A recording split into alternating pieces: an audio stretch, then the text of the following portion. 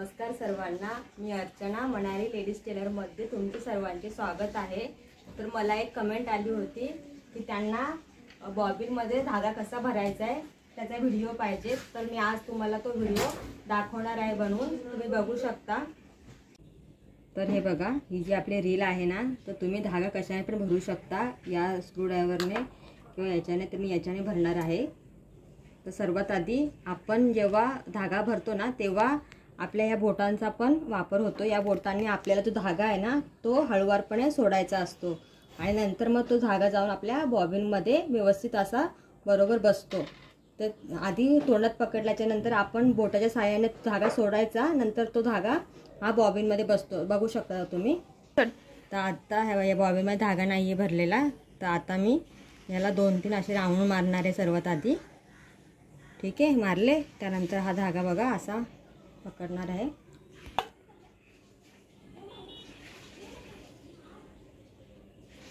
हे बघा,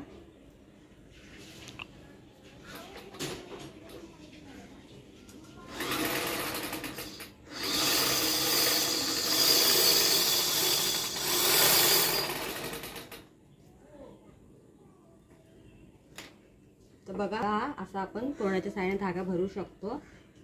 ठीक आहे,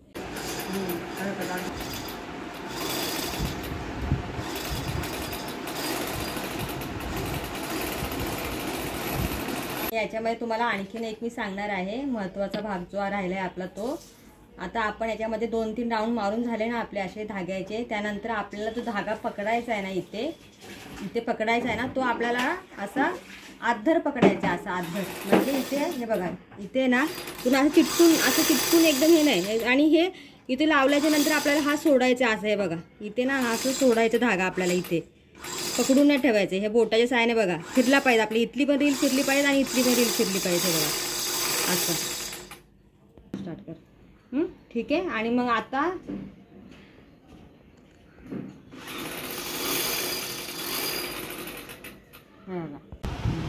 या मशीने धागा भरायचा आहे।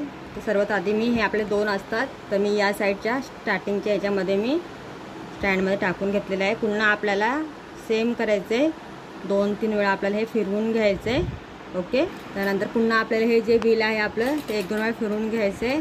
पुन्हा आपल्याला जे हा आपण इथून हे करणार आहोत, पुन्हा आपल्याला या हातात बोटात पकडायचं आहे, तुम्ही बघू शकता, आणि पुन्हा आपल्याला हलक्या हाताने सोडायचा। हा जो धागा आहे आपल्याला हा हलक्या हाताने सोडायचा असा।